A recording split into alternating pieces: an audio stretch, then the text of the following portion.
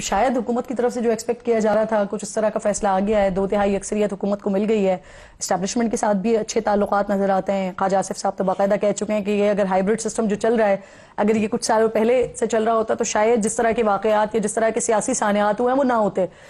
شہباز شریف صاحب آپ کو 5 سال پورے کرتے ہوئے دکھائی دے رہے ہیں, جو آج تک تو کبھی کسی وزیر اعظم نے نہیں کیا پاکستان میں. کسی سانے کا ایسا نہیں بنیں گے, مجھے پورا یقین ہے. اور 5 سال پورے کریں گے.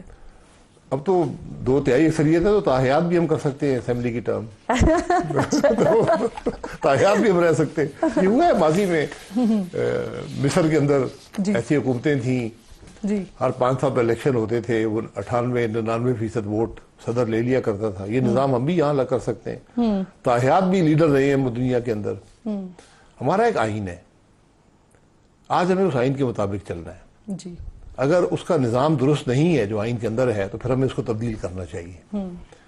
اس تبدیلی کے لیے آپ کو عوام کی رائے معلوم کرنا, رائے لینا بہت ضروری ہے. تو حکومت جو سمجھتی ہے وہ ہائیبرڈ نظام سمجھتی ہے. بالکل ہم hybrid Islamic republic of Pakistan بن جائیں گے, ٹھیک ہے. تو اس کو عوام کے سامنے رکھ دیں کہ آپ کیا تبدیلی آئین کے اندر چاہتے ہیں.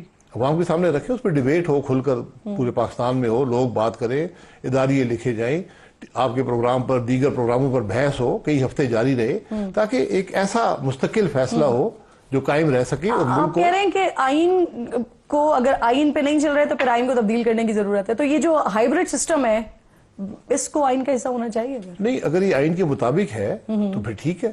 اگر آئین کے مطابق نہیں ہے تو یا اس ہائیبرڈ نظام کو بدل لیں یا پھر آئین کو بدل لیں. یہ ممکن نہیں ہے کہ آپ جو تیسرا آپشن یہ ہائیبرڈ سسٹم کو آئین میں شامل کر لیں. سر اب تو 2/3 میں وہی کہہ رہا ہوں کہ آپ آئین کو بدل کے ہائیبرڈ نظام اس کے اندر شامل کر دیں.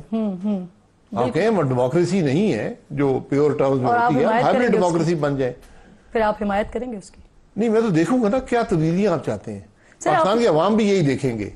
کم از کم پاکستان کے عوام کو یہ جاننے کا حق ہونا چاہیے کہ ملک میں کیا تبدیلی ہو رہی ہے, کون سا نظام لایا جا رہا ہے. اس پر ایک کھل کر ڈیبیٹ ہو, 4-6 مہینے ڈیبیٹ چلے, پھر جا کے آپ کو ایک ایسا نظام ملے گا جو عوام کی منگوں کے مطابق ہے. اور سر آپ کو آنے والے وقتوں میں ویسے ایسی کوئی تبدیلی کوئی آئین میں ہوتی ہوئی دکھائی دے رہی ہے؟ مجھے نہیں پتا, میں کچھ نہیں کہہ سکتا. ہم تو کچھ بھی کر سکتے ہیں.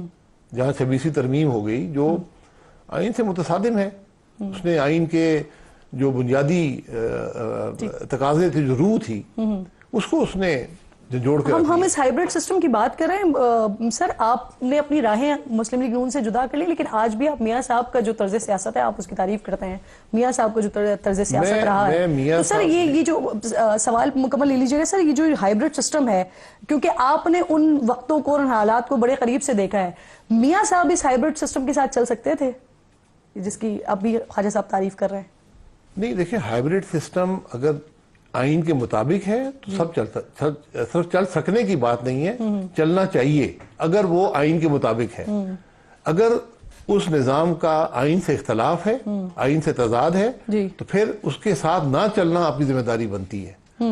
ہم سب لوگ جو آئینی عہدے رکھتے رہے ہیں, ہم جب ہر آئینی عہدے دار, چاہے وہ مسلح افواج میں ہو, چاہے وہ جوڈیشری میں ہو, چاہے وہ حکومت میں ہو, چاہے وہ پارلیمان میں ہو, وہ ایک حلف اٹھاتا ہے.